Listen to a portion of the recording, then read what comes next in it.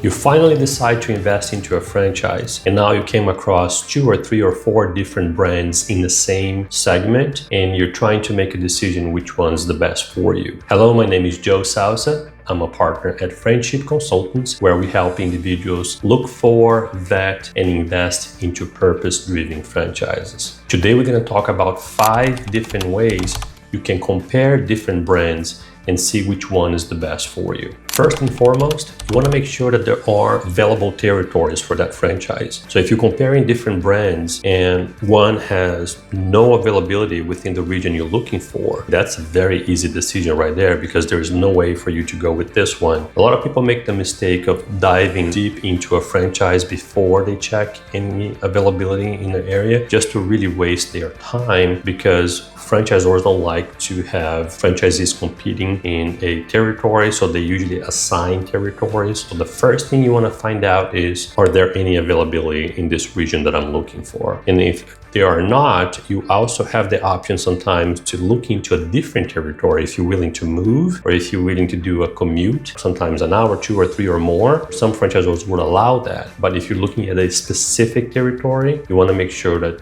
there is availability for that territory. Unit economics and investment level. So if you're comparing brands, one of the first things you want to do is to make sure that the investment range is within your capabilities. If you have, let's say, about $50,000 to $100,000 to invest into a franchise, but the franchisor or one of the franchises that you're vetting require that you have at least $150,000 or $200,000 in liquid capital, that one is already out because you don't have that kind of money, or you may have to wait until you can gather that money together to pursue that one franchise. But if you're comparing brands and one does allow you to move forward with a investment about $50,000 to $100,000 in down payment, then you want to make sure you're looking at that one instead of any others that are requiring a higher investment. Also, you want to look into the economics of the franchise itself. The item 19, you want to make sure they have good numbers there. You want to ask and compare the brands as far as break even. One franchise may take 18 months to break even, where the other one may take 36 months to break even. So it's a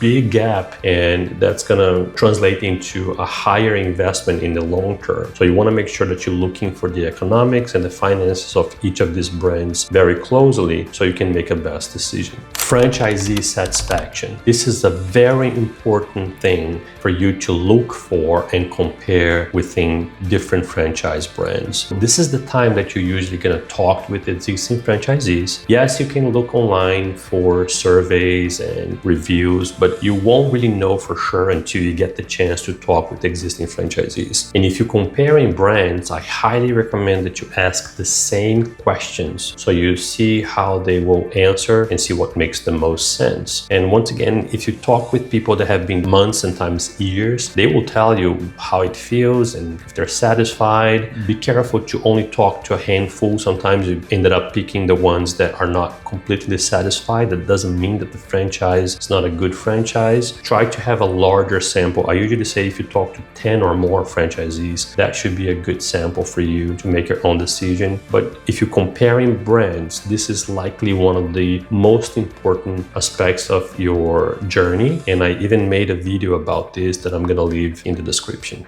Lifestyle fit. Now, if you're looking to invest into a franchise, but you don't really have the time to commit 40, 50 hours a week early on, and the idea is more like, I want to do a slow transition out of my corporate career, or maybe I'm doing something else. I have another business that I'm either selling or transitioning out of, and I can't really commit that long into this new business. That's something you want to check with the franchisor, because a lot of franchisors actually require owner-operators only, and they will expect that you put in easily 40, 50 hours a week into that business. So if that's not something that's feasible for you, then that option will already be gone, because you can't commit and you can't fulfill that requirement from the franchisor. So make sure you're bringing up those questions early on. A lot of people are looking into semi-absentee or kind of hands-off franchises, and there are a lot of franchises out there offering that approach, but some would actually require full involvement. And if that's not something you can commit right now, that brand will just be out of your options. And finally, you want to compare the support and the systems provided by each brand. So this will be very important, even more so after you sign the franchise agreement. So usually that's when the initial training happens. You want to validate their training and their support ongoing. So if you're talking to different brands, once again, you want to ask the same questions to the franchise representative. Say, what happens after I sign the agreement? How long is the training? Do I have any limits of the amount of support that I receive on an ongoing basis? What if a important staff that I have quits on me? Do you offer any support in that regard? And then compare how the franchisors are going to answer, because what happens after you sign the franchise agreement